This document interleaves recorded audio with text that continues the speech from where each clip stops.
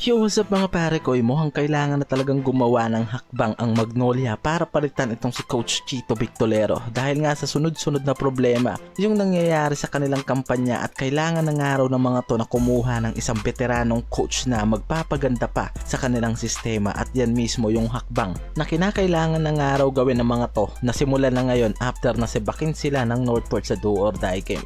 Lalo't ilang beses na rin yung mga to na nilalaglag ng maaga sa quarterfinals. Ilang beses na mga pare ko na nalalagay sa alanganin itong pwesto ni Coach Chito Victolero para sa Magnolia. At ngayon nga di malabo nga na masibak na at matuluyan na ang coach na to dahil nga kahit sa quarterfinals hindi na magawang makaahon ng mga to. Dahil kung titignan nga natin maigi wala naman nang nakikitang problema pagdating sa roster at lineup na to ng Magnolia, lalo na sa import na nakuha nila ngayong Commissioner's Cup At ang litaw nga raw talaga na problema dyan yung sistema na tumatakbo sa kanila, lalo na yung pagpapaikot pagdating sa mga players nito. Yan mismo yung problemang nakikita dito sa Magnolia, kaya ngayon panigurado nga raw na malaking rebuilding ang kailangan gawin ng mga to pagdating sa kanilang sistema na kailangan na nilang simulan mismo at umpisahan na dito sa pagpapalit ng kanilang head coach. Ang daming nalilink ng coach dito sa Magnolia mga pare ko. Una dyan itong si Coach Tab Baldwin na ngayon nga nasa Ateneo Blue Eagles at di nga maikakaila na maganda yung background ng veteranong coach na to sa isang university na yan.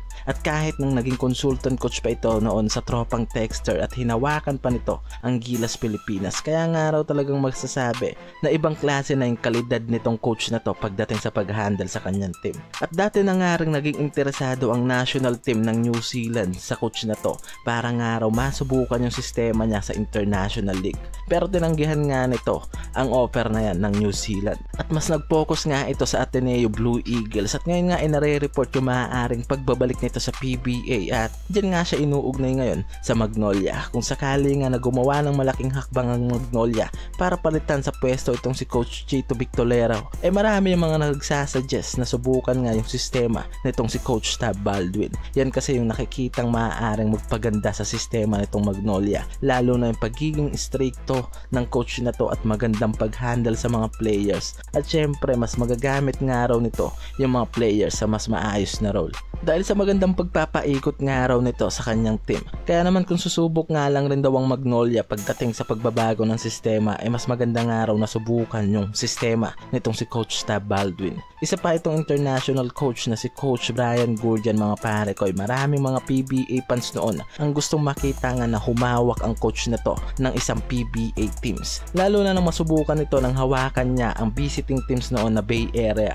and as para sa na umabot lang naman yung mga to ng finals pero nabigo nga sila at talunin sila ng Barangay Ginebra sa final na yan. And after nyan mga pare ko marami yung nagsasuggest nga na subukan nga yung serbisyo ng coach na to mismo dito sa PBA teams, lalo na yung kalidad nga ng pag-handle nito sa team at yung mataas na kalidad pagdating sa sistema na pinapatakbo nito talagang kayang-kaya nga raw nitong magbigay ng malaking pagbabago sa team na hahawakan niya. Kaya ngayon itong professional coach na si Coach Brian Goorjian yung nauugnay dito sa Magnolia, lalo yung rebuilding system na gagawin ng mga to.